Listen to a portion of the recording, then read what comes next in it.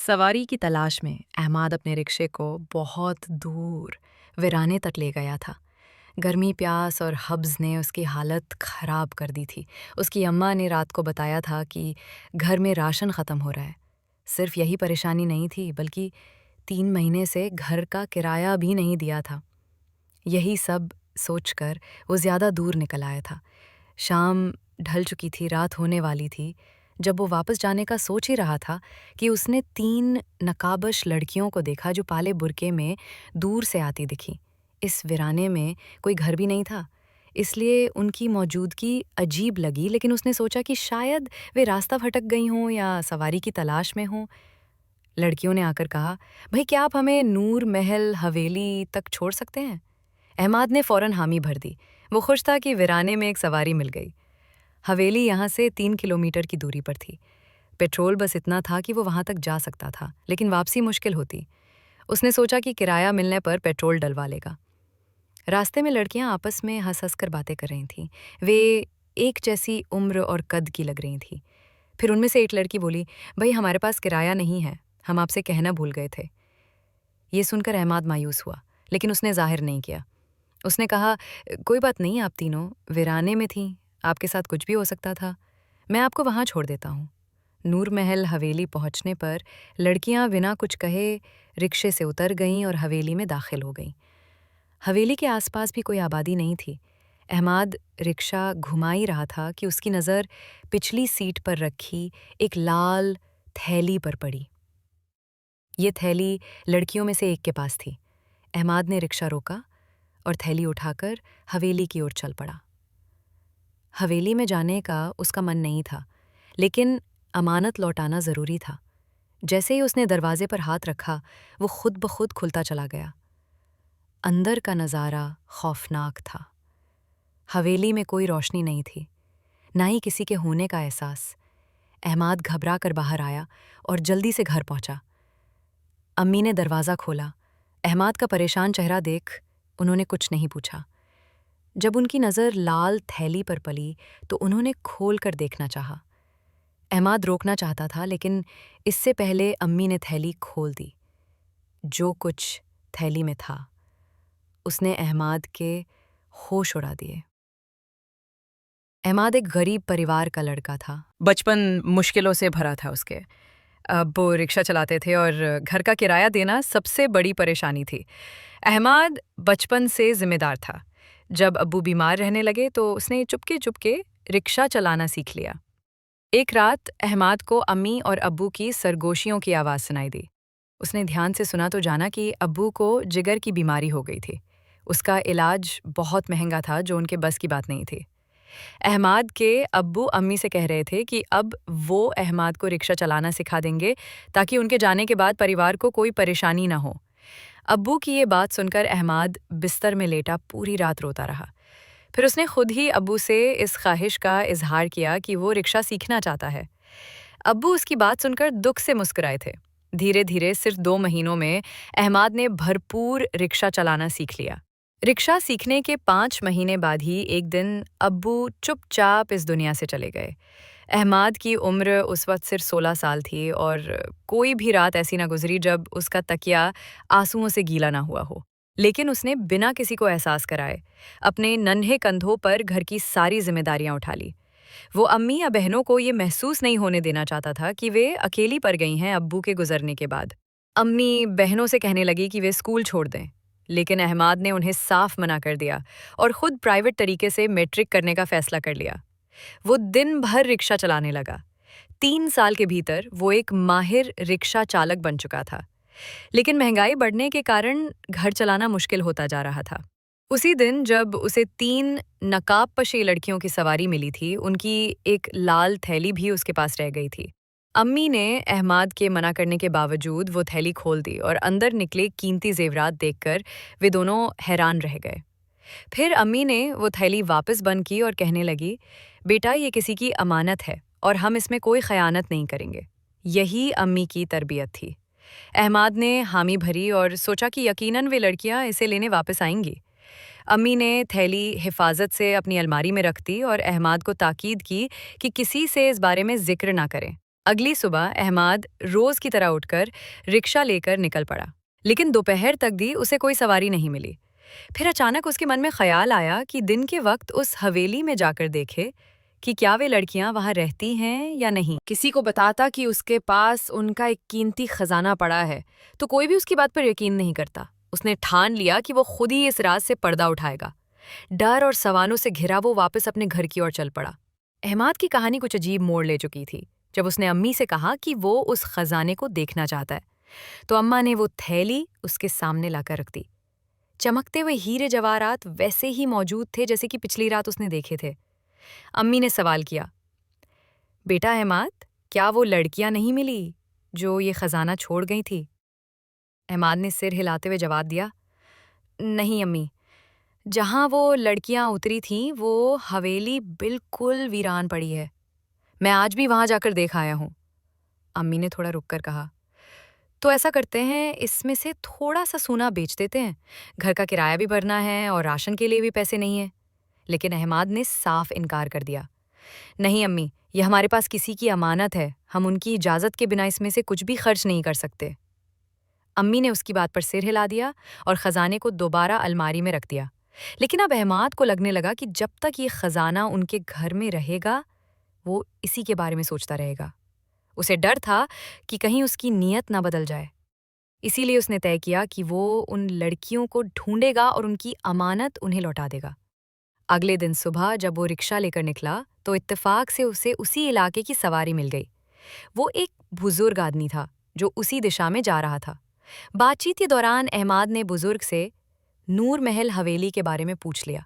बुजुर्ग ने हैरानी से जवाब दिया, बेटा, वो तो 40 साल से खाली पड़ी एक पुरानी हवेली है, तुम क्यों पूछ रहे हो? अहमद ने टालते हुए कहा, बस यूं ही मुझे इसके बारे में जानने की जिज्ञासा थी। क्या आप बता सकते हैं कि वहाँ के मालिकों ने उसे क्यों खाली किया था? बुजुर्ग ने गहरी सांस ली और कहा, आज से 40 साल पहले वहाँ एक खानदान बसता था। वो लोग बहुत हंसी खुशी रह रहे थे, लेकिन उनका एक नौजवान, इकबाल, गलत संगत में पड़ गया था। वो जादू टोने वालों के चक्कर में फंस गया और खुद भी यही सब सीखने लगा। एक दिन उसने देखा कि एक पीर जिन्नात को अपने काबू में करने के लिए एक खतरनाक कॉट्स पर अमल कर रहा है। इकबाल ने सोचा कि अगर ये पीर ऐसा कर सकता है तो मैं क्यों नहीं। उसने हवेली की सबसे ऊपरी मंजिल पर बैठकर वही अमल दोहराना शुरू कर दिया। लगातार 7 रातों तक वो चुपचाप इस काम में लगा रहा। जैसे ही अमल पूरा हुआ, हवेली में अजीब घटनाएं घटने लगी। तेज आंधी, धूल, गर्द का गुब्बार और अजीब अजीब आवाजें आने लगी। हवेली की चीजें खुद ब खुद हिलने लगी। इकबाल को ये समझ नहीं आया कि वो क्या कर बैठा था, लेकिन जब उसे पता चला कि उसने एक जिन्नात के सरदार को अपना मुवक्किल बना लिया है, तो उसे लगा कि वो ताकतवर हो गया है। मगर वो ये नहीं जानता था कि जिन्नात कभी किसी इंसान को चैन से नहीं रहने देते। बुजुर्ग थोड़ा रुके और फिर बोले, धीरे धीरे जिन्नातों का पूरा कबीला उस हवेली में बसने लगा। अब हवेली में रहने वाले लोगों के लिए मुसीबतें बढ़ गईं। दिन में तो सब ठीक रहता था, लेकिन रात होते ही चीजें उड़ने लगती, खौफनाक आवाजें गूंजती। हवेली के एक जवान लड़की को अजीब दौरे पड़ने लगे। उसे हर जगह जिन्नात नजर आते और वो खौफ से चीखने लगती। इस पर एक मौलवी साहब को बुलाया गया। उन्होंने बताया कि ये सब इकबाल की गलती का नतीजा है। मौलवी साहब ने कहा कि इन जिन्नातों से निपटना आसान नहीं है। सबसे अच्छा यही होगा कि हवेली के लोग यहाँ से चले जाएं। मगर इकबाल ने उनकी बात नहीं मानी और अपनी जिद पर अड़ा रहा। कुछ ही दिनों बाद जिन्नातों ने बदला लेना शुरू कर दिया। हवेली के लोगों पर मुसीबतें बढ़ती गईं। आखिरकार एक रात पूरा खानदान हवेली छोड़कर चला गया। तब से ये हवेली वीरान पड़ी है। यहाँ के लोग कहते हैं कि जिन्नात आज भी वहाँ रहते हैं। रात के वक्त हवेली से अजीब हंसी की आवाज़ें आती हैं।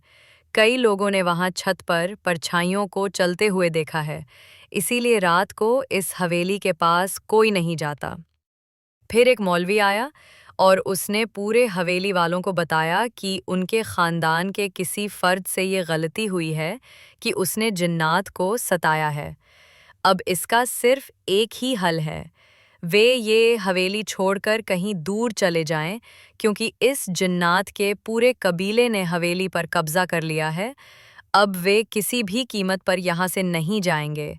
कहते हैं कि उस इकबाल की वजह से उनका पूरा ठिकाना बर्बाद हो गया था, उनकी ज़िंदगी में भूचाल आ गया था और इसी वजह से वो गुस्से से भरे हुए थे। अब इकबाल बहुत शर्मिंदा था, बार बार मौलवी से गुहार लगाने लगा कि कोई हल निकाले, पर मौलवी साहब ने साफ कह दिया कि इस पूरे कबीले से लड़ाई करना उनके बस की बात नहीं है। उन्होंने हवेली वालों को यही सलाह दी कि वो चुपचाप ये जगह खाली कर दें। मौलवी बिना कोई उपाय किए चला गया। अब हवेली में शोक का माहौल था। फिर रातों रात पूरा खानदान हवेली छोड़कर चला गया। धीरे धीरे पूरे मोहल्ले को पता चल गया कि हवेली में क्या वाक़या पेश आया था। इस खबर के बाद कोई भी मोहल्ले वाला उस हवेली का रुख करने की हिम्मत नहीं करता था। एक बुजुर्ग ने ये सब अहमद को बताया, लेकिन फिर बोले, मुझे समझ नहीं आ रहा कि तुम इसके बारे में इतना क्यों पूछ रहे हो।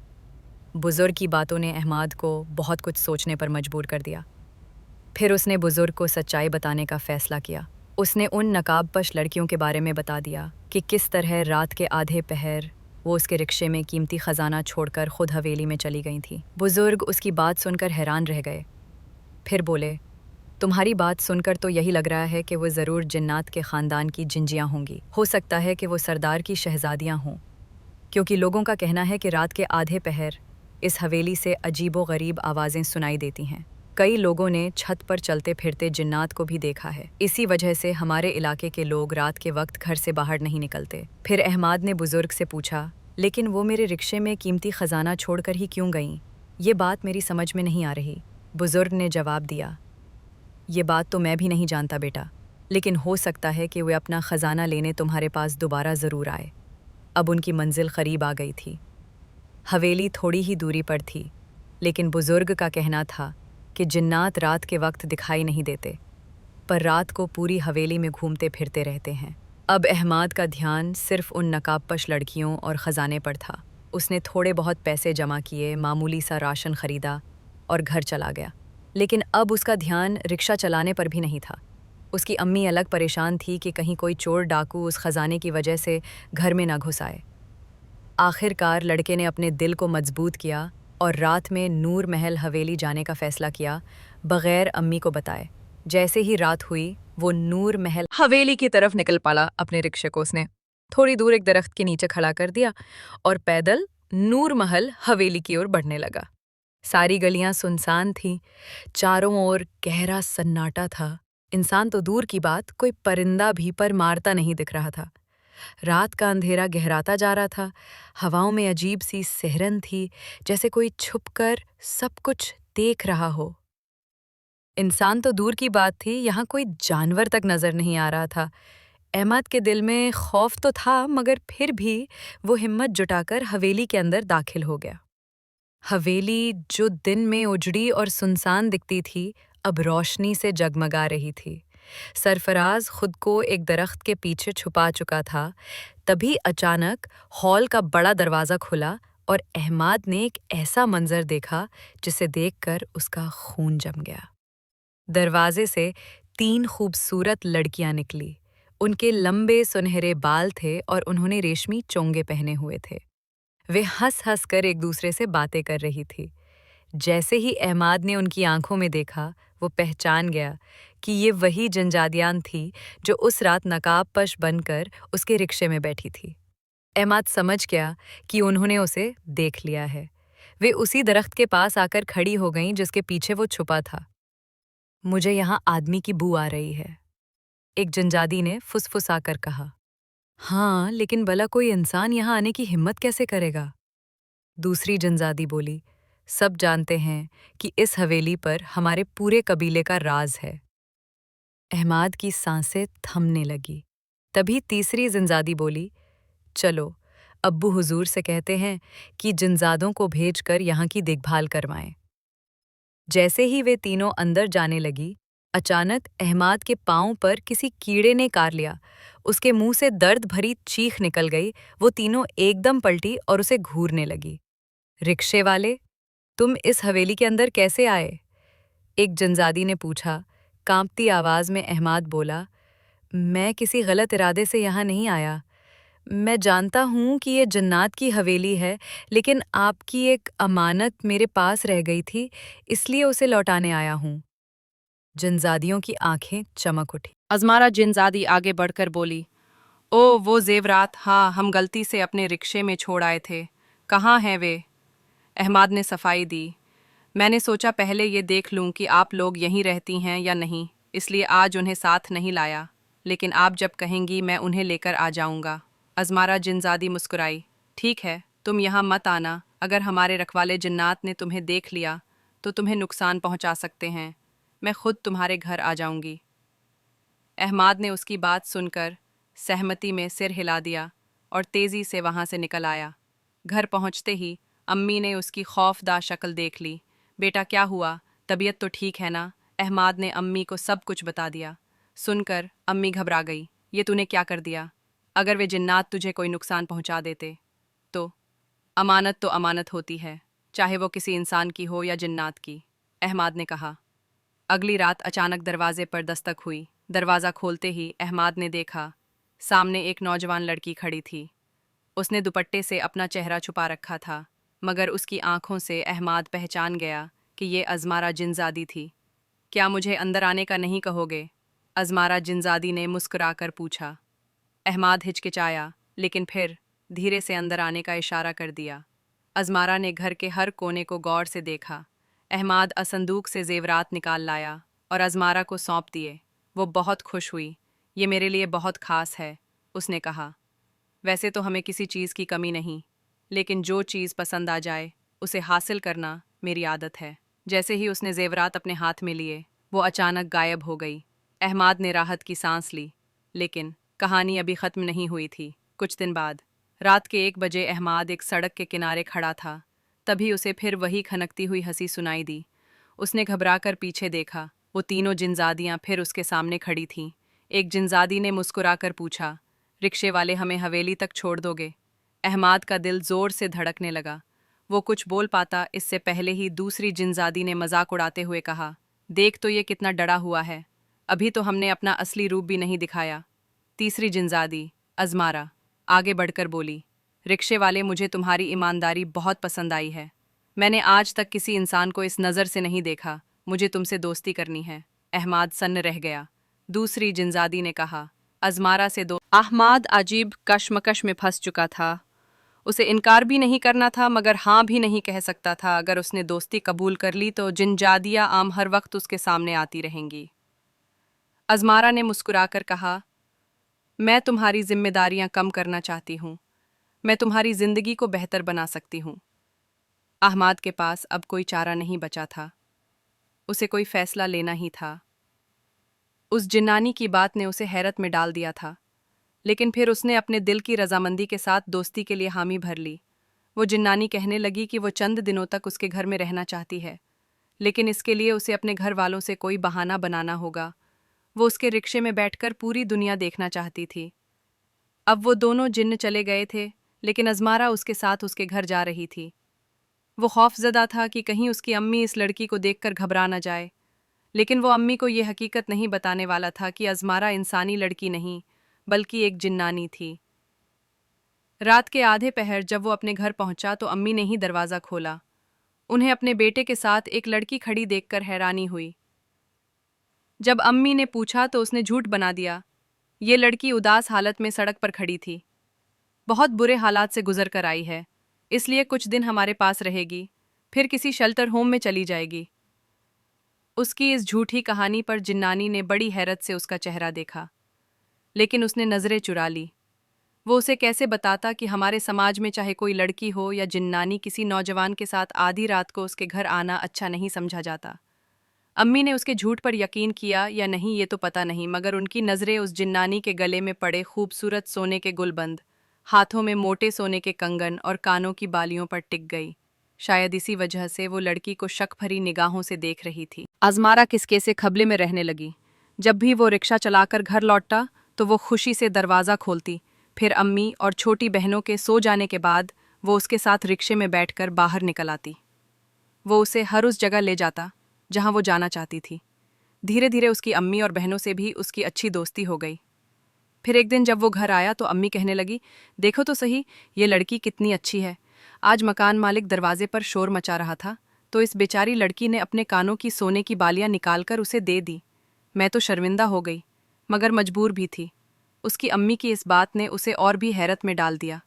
वो सोचने लगा, ये जिन्नात के शहंशाह की बेटी है, उसके पास दौलत की कोई कमी नहीं, इन बालियों की उसकी नज़रों में क्या हैसियत होगी। मगर अम्मी की अगली बात सुनकर वो उछल पड़ा। अम्मी ने कहा, तुम इस लड़की से शादी कर लो, लावारिस है, अच्छा है, इसे भी सहारा मिल जाएगा। उसने हाथ जोड़ लिए, खुदा के लिए अम्मा, ये बात उसके सामने मत कहिए। वो अम्मी को कैसे बताता कि वो जिन्नानी उसके पीछे पड़ी थी, न जाने वो कितने दिन इस घर में रहने वाली थी। फिर एक रात उसका रिक्शा खराब हो गया। रात के 1 बज चुके थे और वह सुनसान सड़क पर खड़ा था। चारों तरफ सन्नाटा था, ना कोई इंसान, ना कोई दुकान। उसकी गुर्बत उसे फिर से चुभने लगी। तभी दूर से 2 लंबे चौड़े आदमी आते दिखे। वो सीधे उसकी तरफ बढ़े और बोले, क्या हुआ नौजवान, परेशान लग रहे हो?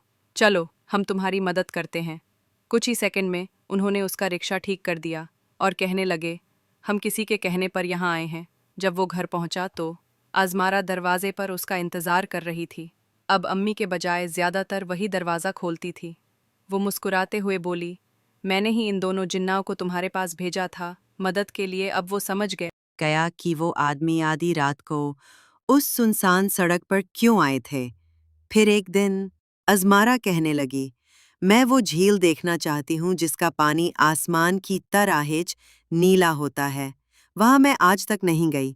सोचती हूँ तुम्हारे साथ जाऊंगी तो इस दुनिया को तुम्हारी नज़र से देख पाऊंगी, वरना ऐसी जगहों पर हमें टिकने नहीं दिया जाता। वो अब एक खूबसूरत लड़की के रूप में उसके सामने थी। वो उसे उस झील के पास ले गया। अज़मारा बहुत खुश नज़र आ रही थी। उसे पूरा दिन और पूरी रात घुमाने के बाद जब वो थका हारा घर लौटा तो अगली सुबह अम्मी घबराई हुई आई। बेटा, वो लड़की न जाने कहाँ चली गई। सुबह उठकर देखा तो घर में नहीं थी। ऐसा तो नहीं कि वो भाग गई हो। वो भी परेशान हो गया, कहीं वो नाराज तो नहीं हो गई थी। मगर उसने तो कोई गलती नहीं की थी। अगर वो खामोशी से चली गई तो इसका मतलब यही था कि वो अपने कबीले में वापस चली गई थी। फिर एक रात जब वो घर वापस आया तो उसकी अम्मी ने उसे एक खत थमाया। खत में लिखा था, तुम्हारी किस्मत बदलने वाली है। अगर अपना इनाम लेना चाहते हो तो उस दरख्त के नीचे आ जाना जहां पर तुम पहली बार हमसे मिले थे। नीचे जिनजादी अज़मारा का नाम लिखा हुआ था। अहमद हैरान रह गया। उसे फिर से वहीं जाना था। अगर वो ना जाता तो अज़मारा खुद ही यहाँ आ जाती।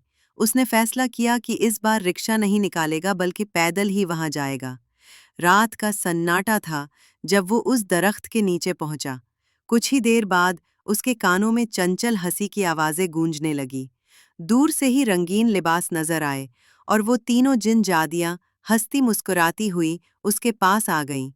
अज़मारा ने मुस्कुराते हुए कहा, देखो ये रिक्शे वाला कितना अच्छा है। इसने बगैर किसी मुआवजे के ना सिर्फ मुझे पूरी दुनिया दिखाई बल्कि एक बार भी शिकायत नहीं की कि उसके हालात कितने बुरे हैं। फिर दूसरी जिन आज़ादी कहने लगी, तुम्हारा दिल यूं ही इस नौजवान पर नहीं आया है ना? अज़मारा हल्के से मुस्कुराई और कहा, हाँ, लेकिन अब मैं इसे और परेशान नहीं करूंगी। मैं इसकी ज़िंदगी बदलना चाहती हूँ। फिर उसने अपनी चादर में छुपाई हुई एक थैली नौजवान के हवाले कर दी और कहा, ये तुम्हारे सब्र का इनाम है। तुम बाकी इंसानों से बहुत मुख्तलिफ हो। मुझे यकीन है कि दौलत पाकर भी तुम बिल्कुल नहीं बदलोगे, लेकिन इसके लिए हमारी एक शर्त है। जब भी हमारा दिल चाहेगा हम तुम्हारी दुनिया में आ जाएंगे। जाओ, अपनी किस्मत बदल लो। आज के बाद तुम एक रिक्शे वाले नहीं बल्कि बहुत बड़े आदमी कहलाओगे। नौजवान बार बार उनका शुक्रिया अदा करने लगा। आज़मारा उसे मोहब्बत से देखती रही, फिर कहने लगी, मैंने तुम्हारे घर में रहकर बहुत कुछ सीखा। दुनिया को तुम्हारी नज़रों से देखा तो एहसास हुआ कि जो चीज़ें इंसानों के लिए आम हैं, वो हमारे लिए खास होती हैं। अगर तुम्हें कभी कोई परेशानी आए तो बस हमें याद कर लेना। हम तुम्हारे सामने हाजिर हो जाएंगे। और हाँ, अगर कभी कोई लड़की आधी रात को मदद के लिए बुलाए तो इनकार मत करना है।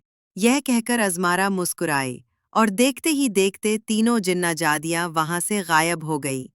नौजवान ने थैली खोली तो देखा कि उसमें उसकी सोच से भी ज्यादा कीमती खजाना मौजूद था। रात के 4 बजे जब वो घर पहुंचा तो अम्मी उसके इंतजार में बैठी थी। उसने थैली उनके सामने रख दी। अम्मी हैरान रह गई। ना जाने तुम क्या करते रहते हो, अब ये कहाँ से आ गया? नौजवान ने प्यार से अम्मी का हाथ थामा और कहा, अम्मी, ये सब आपका नसीब है। हमारे घर में रहने वाली वो लड़की कोई और नहीं बल्कि एक जिनजादी थी। मैंने उसकी चंद ख्वाहिशें पूरी की तो बदले में उसने मुझे इस कीमती इनाम से नवाज दिया। अम्मी की आंखों में खुशी के आंसू आ गए। अब उसकी जिंदगी मुकम्मल तौर पर बदल गई थी। लेकिन उसने सिर्फ अपने हालात नहीं बदले, बल्कि उन नौजवानों की भी मदद करने लगा जो हालात से परेशान नजर आते। उसकी तीनों बहनें अब शहर के सबसे अच्छे कॉलेज में तालीम हासिल कर रही थी। आज भी अगर सड़क किनारे कोई अकेली लड़की खड़ी नजर आती तो वह उसे घर तक छोड़कर आता। ये छोटी छोटी नेकियां ही होती हैं जो इंसान को एक दिन बड़े मुकाम पर पहुंचा देती हैं। आज भी जब रात के सन्नाटे में हवा चलती है तो उसे उन तीनों जिन्ना आज़ादियों की हंसी सुनाई देती है। सुना है कि वो नूरमहाल हवेली आज भी सुनसान और वीरान नजर आती है, लेकिन वहां रहने वाली मखलूक किस कदर जिंदा दिल और मेहरबान थी यह सिर्फ वही जानता था। अगर आपको यह कहानी पसंद आई हो तो इसे लाइक करें, अपने दोस्तों के साथ शेयर करें और हमारे चैनल इस्लामिक 769 को सब्सक्राइब करना ना भूलें। मिलते हैं अगली बार एक नई और दिलचस्प कहानी के साथ। तब तक के लिए अल्लाह हाफिज।